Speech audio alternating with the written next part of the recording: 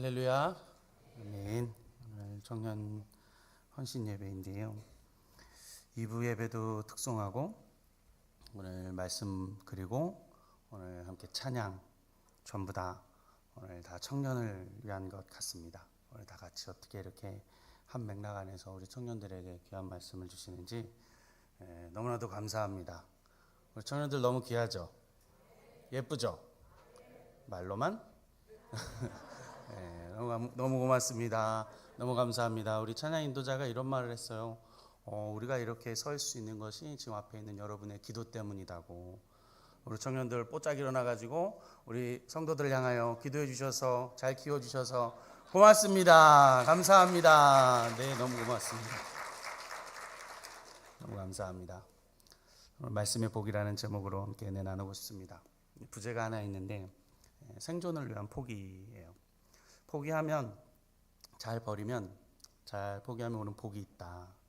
오늘 목사님께서 말씀해 주셨어요. 오늘 모세가 명예의 표기에 포기했다 그랬잖아요.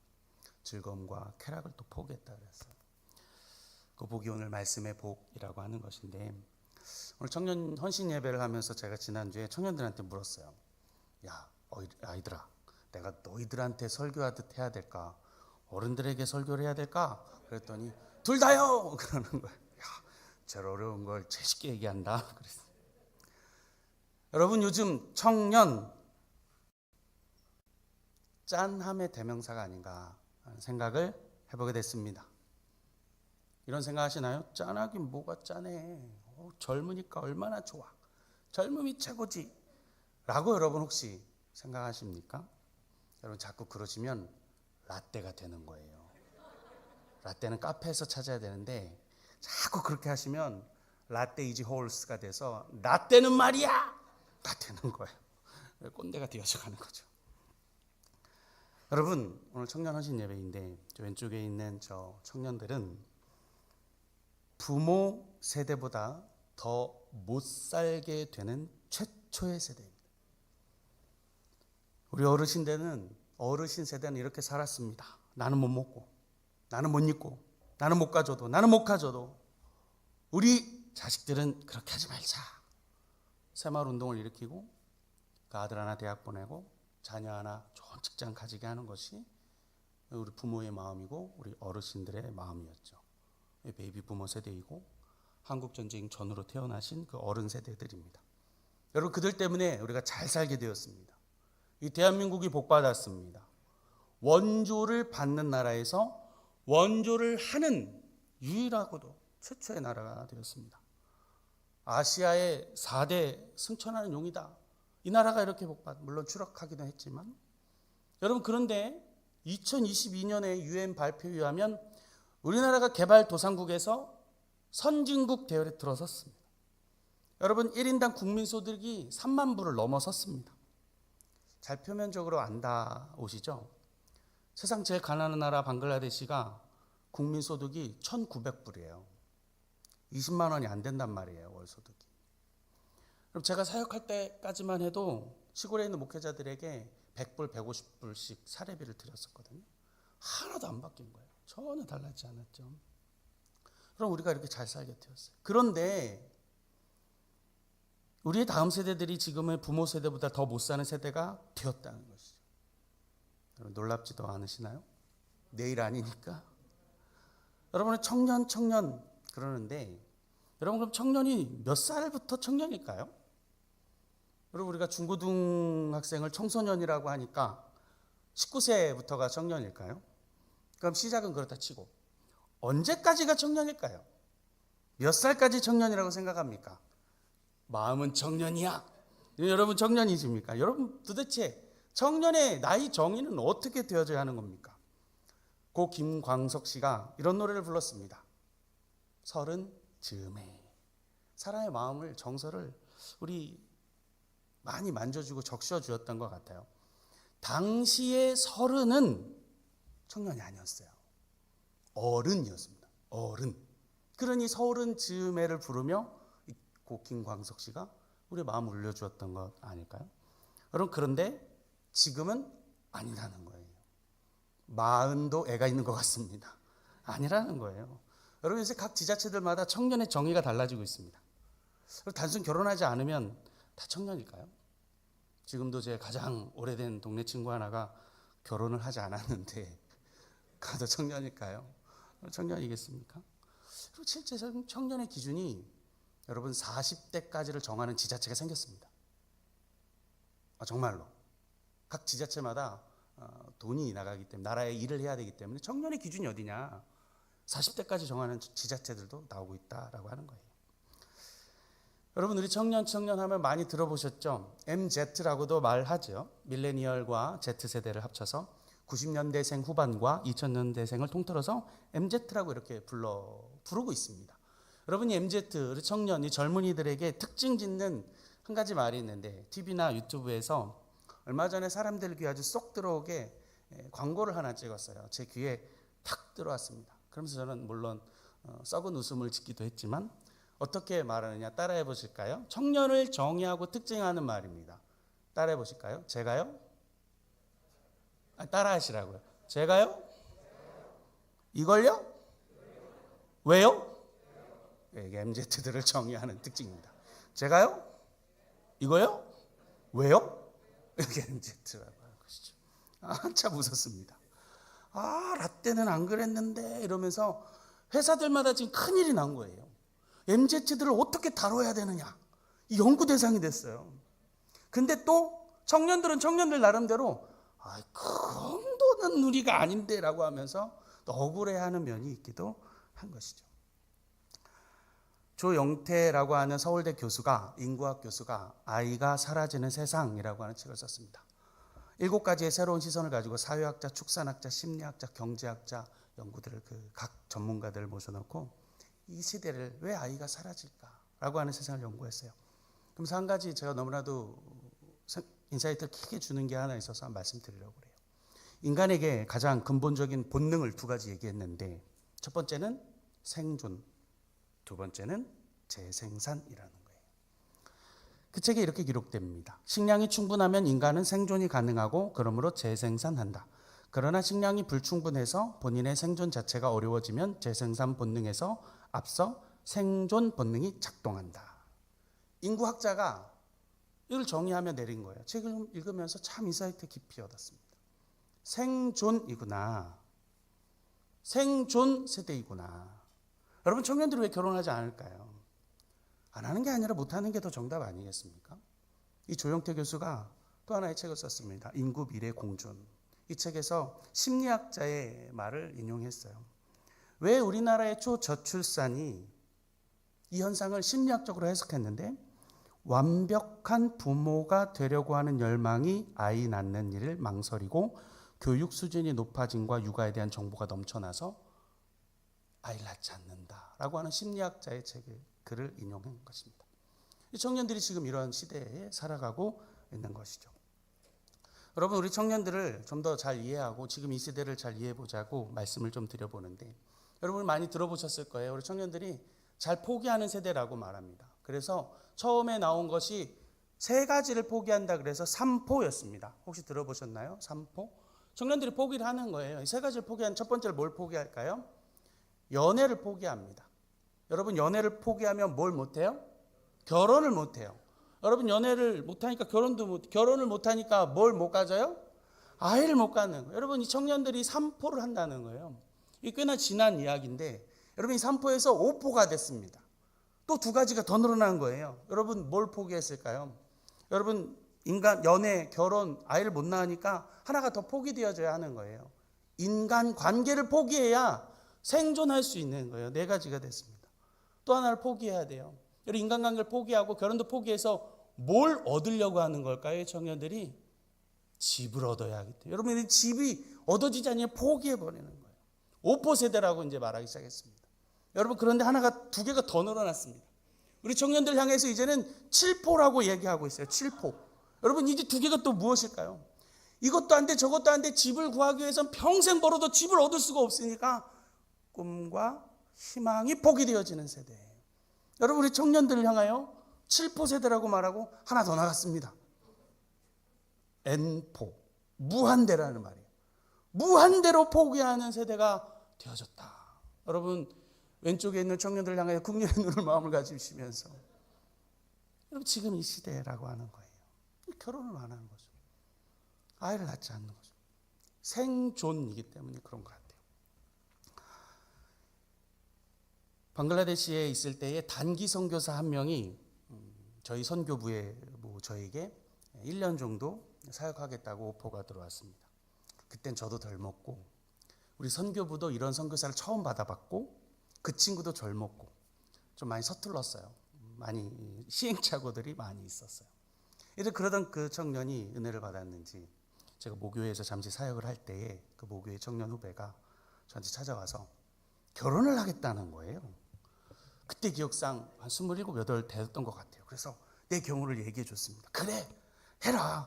다 못하다고 하고 다 포기한다고 하는데 우리 믿는 성도가, 믿는 크리스찬이 서로 아끼면서 둘이 잘 벌면서 둘이 일하면서 살면 돼. 방 한 칸에서 새로 시작하자. 그리고 축복해 주면서 이제 기도를 다 해줬어요. 그러고 끝나고 금요철야 후에 돌아가는 길에 그 청년의 아버지가 저를 찾는 거예요. 목사님 큰일 났습니다. 얘가 세상 물정 모르고 결혼한다고 난리를 치고 있습니다. 목사님 어떻게 하면 좋아요? 라고 하면서 막 저한테 다가오는데 내가 내심 뜨끔 찔려가지고 뭐라고 말해. 그렇죠. 세상 물정 모르죠. 아이고 어떡할까요? 그 친구 애 낳고 잘 살고 있습니다. 잘 살고 있습니다. 송기령이라고 하는 사람이 책을 썼습니다. 시대예보 호명시대. 그냥 하지 마라. 이런 책을 많이 썼어요. 그 사람이 이런 이야기를 했습니다. 우리 이전에 우리 어르신 세대에서는 졸업장을 따면 그걸 가지고 업을 삼았습니다. 직장, 평생 직장을 했어요. 이제는 아니라는 말이죠. 이제는 10년도 채 안 된답니다. 지금은 투잡, 쓰리잡, 신조어인데요. N잡 시대랍니다. N잡로. 무한대로 직장을 계속 갖는 거예요. 그렇지 않으면 세상을 살아갈 수 없는 이 세대가 되어졌다라고 하는 거예요.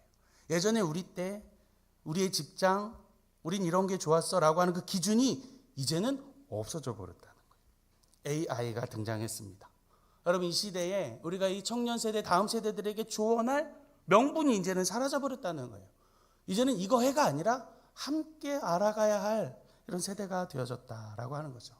여러분 이런 시대를 살아가고 있습니다. 이런 상황을, 이런 때를 살아가고 있는 청년이죠. 제가 초반에 말씀드렸던 것처럼 짠함의 대명사가 아닐까. 생존을 위하여 지금 살아가고 있는 세대. 우리가 어떻게 살아가야 할까요? 요즘에 TV나 유튜브를 많이 보면 생존하기 이런 유튜브들 컨텐츠가 인기를 많이 끌고 있습니다. 영국의 특전사 출신이었던 베어 그릴스라고 하는 자가 프로그램을 만들었는데 인기를 많이 끌었어요. 무인도에 가서 툭 떨어뜨려 놓으면 어떻게 살아날까라고 하는 거죠. 여러분 그곳에서 살아나가려면 그 필수 도구가 하나 필요할 것 아닙니까? 우리가 그런 걸 생존 키트라고 부르는데 꼭 반드시 챙겨야 할 그것. 여러분 그게 하나 있어야 하지 않을까요? 여러분 우리가 가져야 할 그 생존 키트가 무엇일까요? 내 손에 쥐어진 강력한 무기는 무엇이어야 하겠습니까? 그것은 하나님의 말씀인 줄로 믿습니다. 생존 시대를 살아가고 있는 우리지만 다 포기해도 하나 포기할 수 없는 그 생존 키트 딱 하나가 있다면 하나님의 말씀인 줄로 믿습니다. 오늘 본문 9절에서 11절 우리 다 같이 한 목소리로 다시 한번 읽어보겠습니다. 청년이 무엇으로 그의 행실을 깨끗하게 하리까? 주의 말씀만 지킬 따름이니이다. 내가 전심으로 주를 찾았사오니 주의 계명에서 떠나지 말게 하소서. 내가 주께 범죄하지 아니하려 하여 주의 말씀을 내 마음에 두었나이다. 아멘. 우리들의 무기는 육체가 아니고 견고한 진을 파하는 강력이요 강한 능력이요 강한 힘이요 성령 안에서 하나님의 말씀인 줄로 믿습니다. 이것이 우리가 가져야 하는 말씀의 힘이고 말씀의 능력입니다. 우리가 가져야 할 생존 키트인 것이죠. 내 힘이어야 하는 것입니다. 내 의지여야 하는 것입니다. 내 손에 붙들고 있는 것이어야 하는 것입니다. 이것이 내 능력이어야 하는 것이고 이것이 나의 모든 것 되어야 할 줄로 믿습니다. 아시다시피 제가 2017년에 한국에 저는 미끄러졌다는 표현을 종종 썼는데 한국에 왔어요. 한국에 와서 말씀으로 살아가려고 애를 썼습니다. 바둥거렸어요. 하나님이 나를 보내신 이유가 있겠다. 한국에. 그렇지 않으면 지금도 아마 천둥 벌거숭이처럼 저렇게 선교지를 뭣도 모르고 돌아다니고 있지 않았을까. 돌아다니기 좋아하고 먹는 것 좋아하고 사람 좋아하고 어디다 떨어뜨려 놔도 잘 살고 어디다 떨어뜨려 놔도 저게 현지인인지 아닌지 전혀 구분이 안 가는 얼굴로 그래 살아갔던 저이기 때문에 그렇게 천둥 벌거숭이처럼 싸돌아 다녔겠죠. 그때 하나님이 제게 주신 말씀이 있습니다. 하나님이 나에게 말씀해 주신 것이 있어요. 저는 사실 선교사로 살아가며 새벽을 못 살았습니다. 선교사로 살면서 말씀 보지 않았어요. 하나님 제게 주신 마음이 있고 말씀이 있어서 제가 한국에 와서 새벽을 살면서 제가 쭉 계산해 봤더니 40독을 했더라고요. 거스 히딩크 감독의 말처럼 저는 아직 이렇게 생각합니다. 나는 아직 배고프다. 저는 아직도 말씀이 배가 고픕니다. 더 알아가고 싶고 더 깊이 더 많이 더 넓게 하나님을 깊이 알아가는 목사이고 싶습니다. 하나님 깊이 알아가는 검단 우리교회 성도들 되시기를 간절히 축복합니다. 간절히 축복합니다. 우리 청년들과 함께 이 말씀을 표 삼았습니다. 이사야 49장 10절에 있는 말씀입니다. 그들이 줄이거나 목마르지 아니할 것이며 더위와 볕이 그들을 상하지 아니하리니 이는 그들을 긍휼히 여기시는 이가 그들을 이끌되 샘물 근원으로 인도할 것임이라. 샘물 근원으로 인도할 것이다. 말씀으로 인도받으면 그 샘물 근원으로 말미암아서 가까이 살게 되어지는 거죠. 생명을 얻을 수 있는 것입니다. 우리 청년들에게 올 한 해 주는 주제와 표를 제가 삼았습니다. 말씀, 샘물 근원으로 인도함을 받는 청년들이 되자. 여러분 출애굽기 15장에서 광야에서 이스라엘 백성들이 물샘 열들과 종려나무 이른 구루의 땅을 만나게 됐습니다. 하나님의 은혜와 공급이죠. 황폐한 곳에서 덥고 추운 그 광야에서 물 근원을 찾게 됐고 먹을거리를 찾게 되어졌다는 것입니다. 이것이 하나님의 은혜와 공급인 줄로 믿습니다. 사랑하는 성도 여러분, 우리가 하나님이 주시는 은혜, 하나님이 주시는 공급으로 살아가야 할 줄 믿습니다. 이게 정답이죠. 이게 정답입니다. 정답인 줄 깨닫는 게 은혜인 줄 믿습니다. 그럼 이 생존 키트 말씀만이 우리가 가져야 할 힘이고 믿음인 줄 압니다. 이것이 없이 우리가 어떻게 살 수 있다는 것입니까? 이것이 없이 우리가 어떻게 이 생존의 시대에 살아갈 수 있을까라고 하는 생각이 드는 거예요. 신학교 시절에 서울의 한 큰 교회 목사님이 수업을 하신 적이 있는데 그 교회를 탐방할 수 있는 기회를 주셨어요. 저 구로구 궁동에 있는 교회인데 거기에 강단에 이만한 돌로 4가지의 오직을 딱 세워놨는데 너무 감명이 깊었어요. 4가지 뭐였냐면 오직 예수, 오직 말씀, 오직 기도, 오직 성령. 제가 꼭 적어놨습니다. 오직, 이 4가지 오직. 그래서 지금 학교를 좀 다니고 있는데요. 저희 모교인 우리 기독교 대한선결교회 학교인 서울 신학교 대학교 후문을 이렇게 넘어가면 하우곡에 이렇게 내려가서 시흥아이시로 이렇게 빠지는 길이 있는데 교회 이름은 생각 안 나는데 감리교회였던 것 같아요. 그 교회가 뭐가 있냐면 그 정문 주차장 앞에 20m도 되는 큰 돌을 탁 표석으로 탁 세웠는데 거기 뭐라고 써 있냐면 오직 예수. 차 타고 가도 다 보여요. 오직 예수. 정답 아닙니까? 그 교회 어떤 교회인지 전 잘 몰라요. 근데 너무 멋있다. 오직 예수. 여러분 이 정답을 가지고 살아가는 여러분 되시길 축복합니다. 제가 전주에서 사역을 했던 적이 있었는데요. 전주에 가면 그 미션 스쿨 중에 전주대학교가 있어요. 그 전주대학교 후문에 가면 이만한 기둥으로 후문에 그 큰 정문에 문을 세워놨거든요. 사진 한번 보여주실까요? 제가 그걸 보고 감동했습니다. 저 뭐라고 써있냐면 너는 청년의 때에 너의 창조주를 기억하라. 하나 더 가까운 이렇게 이따만한 후문에 대해 저걸 해놓은 거예요. 저걸 제가 장례식 다니면서 신방 다니면서 저걸 보고는 너무 감동을 받은 거예요. 너는 청년의 때에 너의 창조주를 기억하라. 여러분 근데 이게 전제가 뭐냐면 전도서 11장 9절에 있는 말씀이에요. 전도서 11장 9절이 어떤 말씀이냐면 청년이여 내 어린 때를 즐거워하며 내 청년의 날들을 마음에 기뻐하여 내 마음에 원하는 길들과 내 눈이 보는 대로 행하라. 마음대로 하라는 거죠. 눈에 보기에 육신의 정욕과 이생의 정욕과 안목의 정욕과 이생의 자랑들 하라는 거예요. 그러나 하나님이 이 모든 일로 말미암아 너를 심판하실 줄 알라. 그러면서 12장 1절에 너는 청년의 때에 너의 하나님 너희 창조주 여호와를 기억하라. 이 말씀 꼭 붙들고, 이 생존 키트 말씀 붙들고 살아가는 우리 복된 청년들과 우리 사랑하는 성도들 다 되시길 축복합니다. 이 생존 키트 다 버려도 붙들어야 될 말씀을 붙들면 오늘 읽은 본문에서 복이 있다 말씀하는 거예요. 이것이 말씀의 복입니다. 무슨 복일까요? 1절의 말씀입니다. 행위가 온전하여 여호와의 율법을 따라 행하는 자들은 복이 있음이요. 여러분 2025년 우리 교회 표어입니다. 다 같이 따라해 볼까요? 독청행복. 말씀을 읽고 듣는 자가 복이 있다. 행동으로 옮기는 자가 복이 있다 말씀하는 것입니다. 2절의 말씀입니다. 여호와의 증거들을 지키고 전심으로 여호와를 구하는 자는 복이 있도다. 구하는 자가 복이 있다. 주의 은혜와 복을 구하는 자. 우리가 금요일 날마다 늘 기도하며 찬양하는 찬양이 있습니다. 구합니다. 주님 은혜를 구합니다. 여러분 우리가 부흥했습니다. 신년에 주의 은혜와 복을 주옵소서 구하는 것입니다. 여러분 누가복음 11장 13절로 보면 성령을 어떻게 얻을 수 있느냐? 구하는 자에게 성령을 주시지 않겠느냐? 사도 바울이 갈라디아 3장에서 말씀하고 있습니다. 듣고 믿음으로 구하는 것이다. 누구를? 성령을. 그럼 주신다라고 하는 것이요. 구함이 복이다. 3절의 말씀입니다. 참으로 그들은 불의를 행하지 아니하고 주의 도를 행하는도다. 불의를 행하지 않는 것. 불의를 행하지 않는 것. 안 입을 오를 의 아닙니까? 하나님의 의, 하나님의 공의, 하나님의 의로우신 일. 하나님의 공의가 무엇입니까? 이 세상 백성을 사랑하사 하나님을 알지 못하는 백성들에게 하나밖에 없는 그 아들 예수 그리스도를 인하여 복음으로 구원받게 하는 그 일. 이것이 하나님의 공의, 하나님의 의로운 일. 따르지 않는 것. 불의인데 불의를 행하지 않고 따르는 자 복이 있다 말씀하는 것입니다. 또 우리 읽지 않았지만 14절에 이렇게 기록합니다.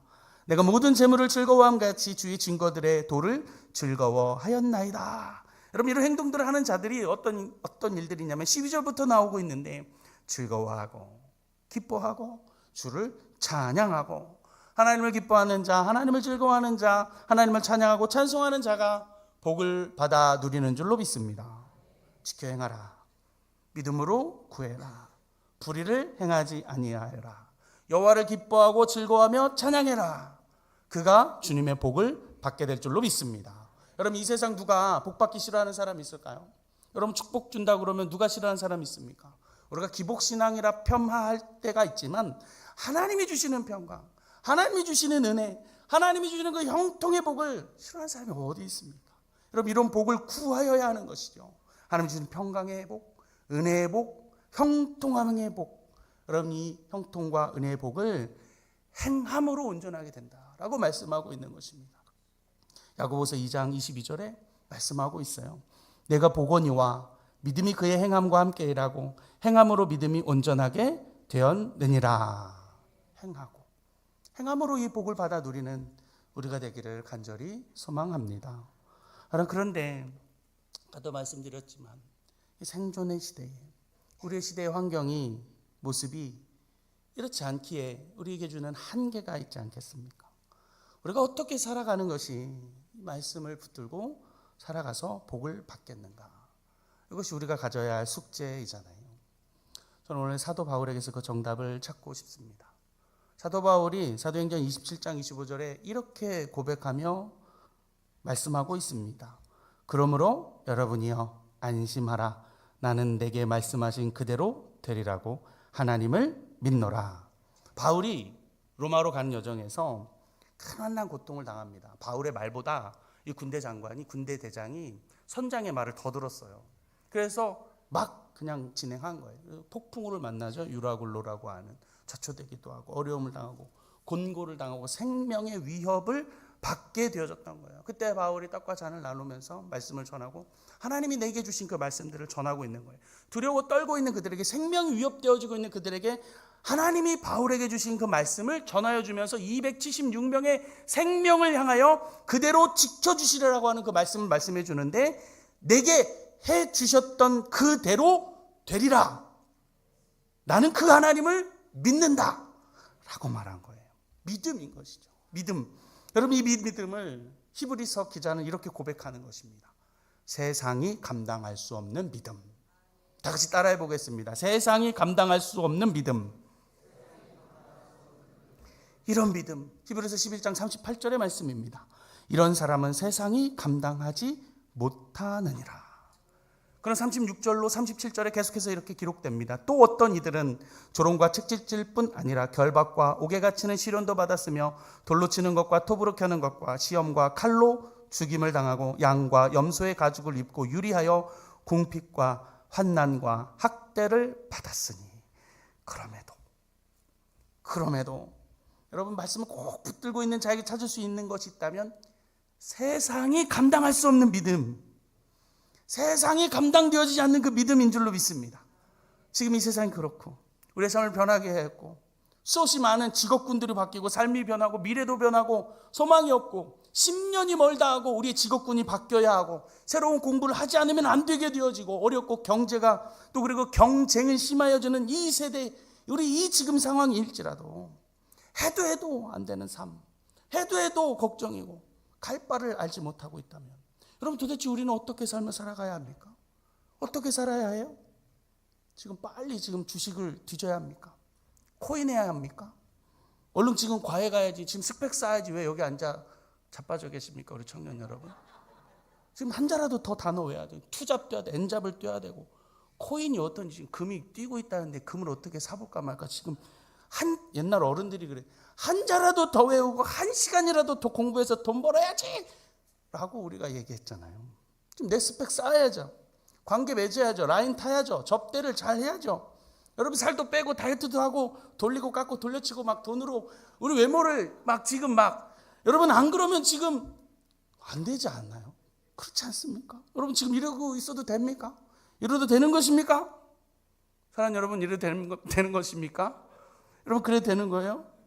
그런데 사도 바울이 말한 바에서 여러분 우리가 이 믿음을 가지지 않으면 우리는 세상에서 제일 불쌍한 사람이다 라고 말한 거예요. 세상과 교회의 절반씩 발을 걸쳐놓은 우리는 세상에 제일 불쌍한 사람이라는 거예요.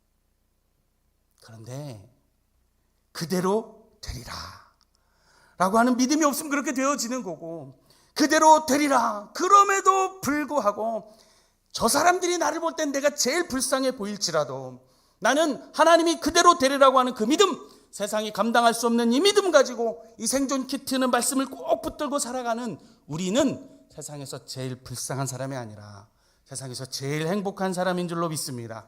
그게 저와 여러분이며 여기 앉아있는 청년 공동체이며 우리 사랑하는 검다누리교회 성도들인 줄로 믿습니다. 말씀 정리하겠습니다. 생존이랍니다. 지금은 포기해야 된답니다.